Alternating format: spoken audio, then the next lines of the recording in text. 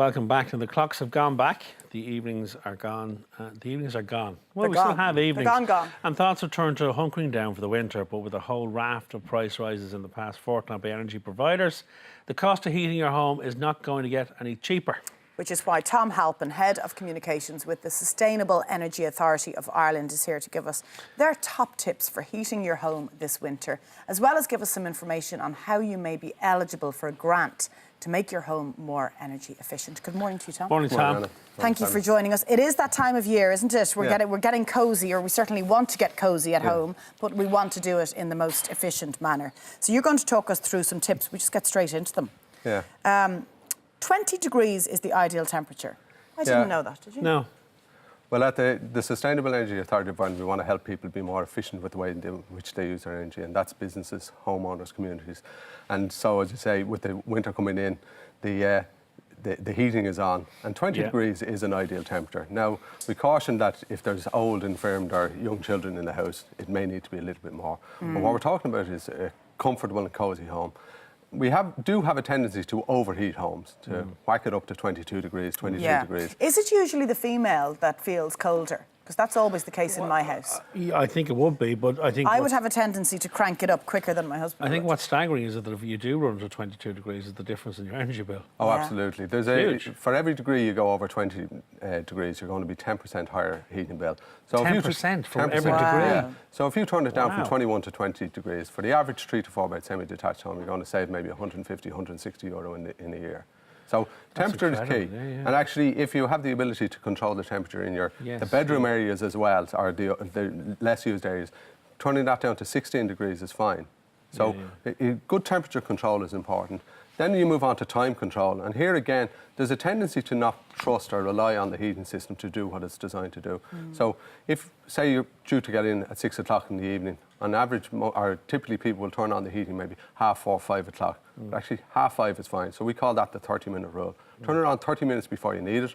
And actually then, the important thing is, turn it off 30 minutes before you're finished with it. Like when you're going to bed at 11 o'clock, there's residual heat in the home, and that's perfectly good. So the 30 minutes before you go to bed, turn the heating off. So you'd save yourself an hour there. Absolutely. Pretty much having the heat on for an And hour. again, that's going to save you, depending on how much you have been overheating it to that point, that's going to save you 100, 200 One thing which is it's amazing when we do items like this, you look at these things, you go, yeah, but they're obvious, but you never think of them. No, I know. Like, It's busy with life, I suppose. Service the boiler on you. Yeah. Well, servicing the boiler, we consider this to be a little bit like the NCT. The NCT has managed to make cars more safe, more reliable and more efficient. So if you have a boiler, you should service an oil boiler every year typically. A gas boiler, probably every 2 years will do. But again, what that does is it makes it run more efficiently, which will save you money, and it will definitely cover the cost of the service and then some.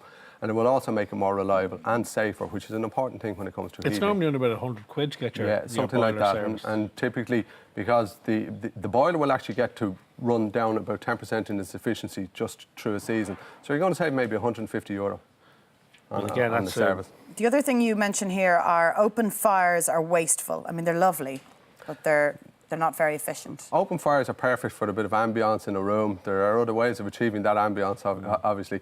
But the fact of the matter is that 3/4 of that heat is going up the chimney. And out the house. And out of the house. And in fact, it's interesting to note that there's an awful lot of homes, and particularly apartments at this stage, being built without an open fire. And ambience is achieved in another way. If you have an open fire and you're considering what options you might have, it is worth considering closing up the fireplace and putting in an enclosed wood pellet stove.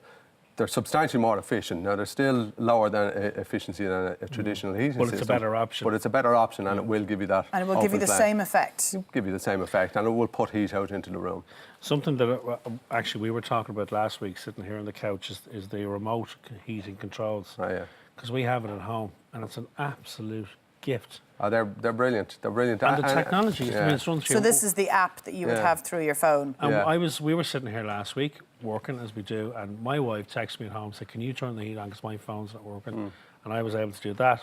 press a button and the heat's on at home. Yeah. It's incredible. No, we've become so familiar with Real using futuristic apps. stuff, really, isn't it? Well, it is a bit, and it can be a bit freaky to think that from a distance you can turn your heating system on and off.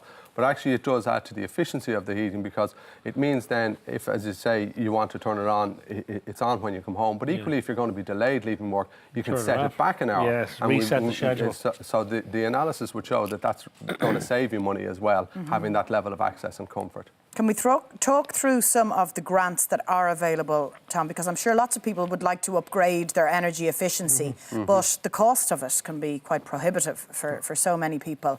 It may be worth your while with the grants that are available, though. Oh, very much so. Well, already 350,000 homeowners have gotten grants from SEAI to upgrade their homes, and those homes are more comfortable, healthier. They're saving money, and they're also benefiting the environment through reduced emissions. We have 2 grant schemes. The first one is for people who are going to do the works themselves, and for your average 3 to 4 bed semi-detached home, or your average size bungalow that your viewer might be in, it'll contribute about a third of the cost of the works.